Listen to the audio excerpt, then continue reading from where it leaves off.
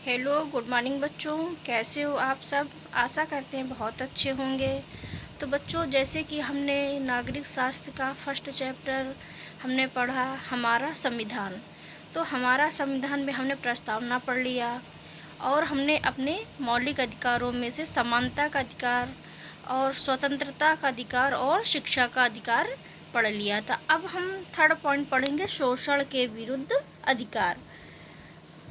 तो इस अधिकार का मतलब है कि किसी व्यक्ति से जोर जबरदस्ती से काम नहीं लिया जा सकता है। किसी भी व्यक्ति को बिना मजदूरी, नियत से कम मजदूरी या खराब परिस्थितियों में ज़बरदस्ती काम करने को मजबूर नहीं किया जा सकता।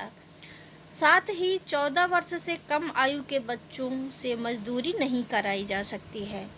तो जैसे कि बाल अधिकार, तो बाल अधिकार में जीने का अधिकार, उचित देखभाल एवं खाने पीने का अधिकार, स्वास्थ्य सुविधाएं पाने का अधिकार, शिक्षा का अधिकार, स्वयं से जुड़े हर मुद्दे पर अपनी बात कहने का अधिकार, आर्थिक एवं शारीरिक शोषण से बचने का अधिकार, युद्ध, बाढ़, सूखा, महामारी, भूकंप जैसी आपदाओं में सबसे पहले राहत पाने का अधिकार दिया गया है।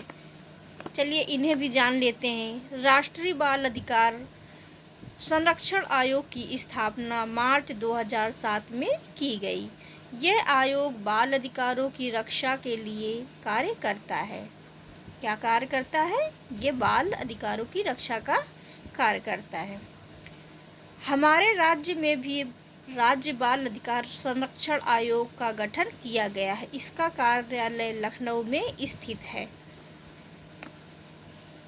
बचपन बचाओ आंदोलन, इसके संस्थापक कैलाश सत्यार्थी हैं। इनके द्वारा कालीन, कांच, ईंट भट्ठों, खाद्यान्नों एवं खतरनाक उद्योगों में संलग्न एवं घरेलू बाल मजदूरों को मुक्त कराया गया है, जिसके कारण कैलाश सत्यार्थी को 2014 में शांति का नोबेल पुरस्कार प्रदान किया गया।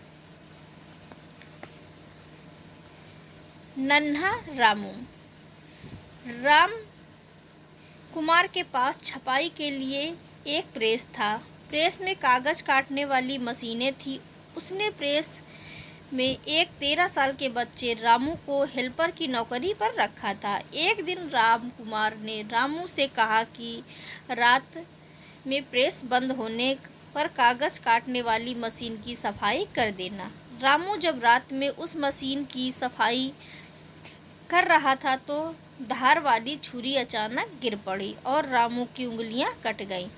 रामू के चिल्लाने पर पड़ोसी कारखाने के लोगों ने रामू को अस्पताल पहुंचाया और इलाज कराकर उसकी जान बचाई।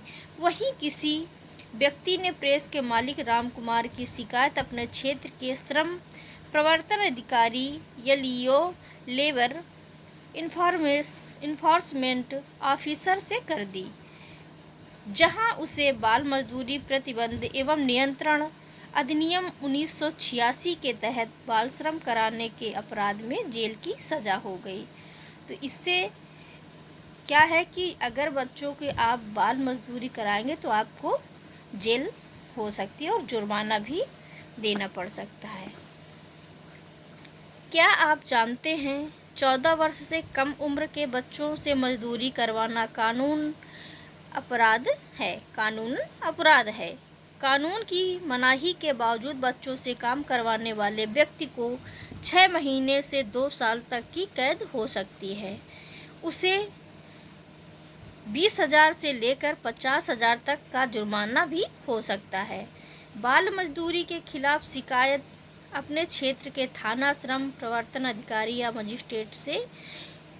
मजिस्ट्रेट के कोर्ट में भी की जा सकती है। सरकार द्वारा बच्चों को मुफ्त दोपहर का भोजन, किताबें, बैग और ड्रेस के साथ निःशुल्क शिक्षा एवं छात्रवृत्ति दी जाती रही है। क्या है? दी जा रही है। अतः हम सब का यह दायित्व है कि हम अपने बच्चों से श्रम ना कराकर उन्हें स्कूल भेजें। जैसे कि गांव एरिया में देखते होंगे कि कुछ जो गरीब लोग होते हैं वो अपने साथ में अपने बच्चों को काम में लगा लेते हैं और स्कूल नहीं भेजते हैं। तो सरकार ने क्या किया है कि सिक्स्थ कक्षा 6 तक का सरकार ने 6 से 14 वर्ष तक के बच्चों को निःशुल्क शिक्षा सरकार देती है। चौथा है धर्म की स्वतंत्रता का अधिकार, right to freedom of religion. Bharat में सभी को अपने धर्म का पालन करने की स्वतंत्रता है। किसी को भी व्यक्तिगत रूप से अपने रीति रिवाजों का पालन करने से नहीं रोका जा सकता है। सभी को अपने धार्मिक कार्यक्रमों का आयोजन करने की स्वतंत्रता है। आपने देखा होगा कि हम सभी होली, दिवाली, ईद, क्रिसमस, लोहड़ी जैसे त्योहारों को कितने आनंद से के साथ मनाते हैं। फिफ्थ है संस्कृति एवं शिक्षा का अधिकार। भारत के प्रत्येक नागरिक को अपनी भाषा, लिपि और संस्कृति को सुरक्षित रखने का अधिकार है। जिस धर्म या समाज के लोग कम संख्या में हैं, उन्हें भी कुछ विशेष अधिकार प्राप्त है। उन्हें अपने समाज में शैक्षणिक संस्थाएं खोलने का और अपनी भाषा एवं संस्कृति को आगे बढ़ाने का अधिकार है। छठा है संवैधानिक उपचारों का अधिकार। कहीं पर यदि मौलिक अधिकारों का हनन हो रहा हो तो सीधे उच्चतम या उच्च न्यायालय की शरण ली जा सकती है। सरकार का यह कर्तव्य है कि भारतीय नागरिकों के मौलिक अधिकारों की रक्षा करे। यदि वह ऐसा नहीं करता है तो उसके विरुद्ध लोकहित का मुकदमा किया जा सकता है।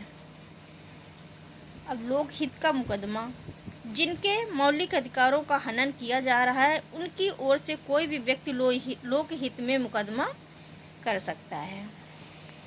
तो बच्चों, आगे के नेक्स्ट पॉइंट हम नेक्स्ट वीडियो में मिलते हैं। आशा करते हैं आपको वीडियो अच्छा लगा हो। Thank you.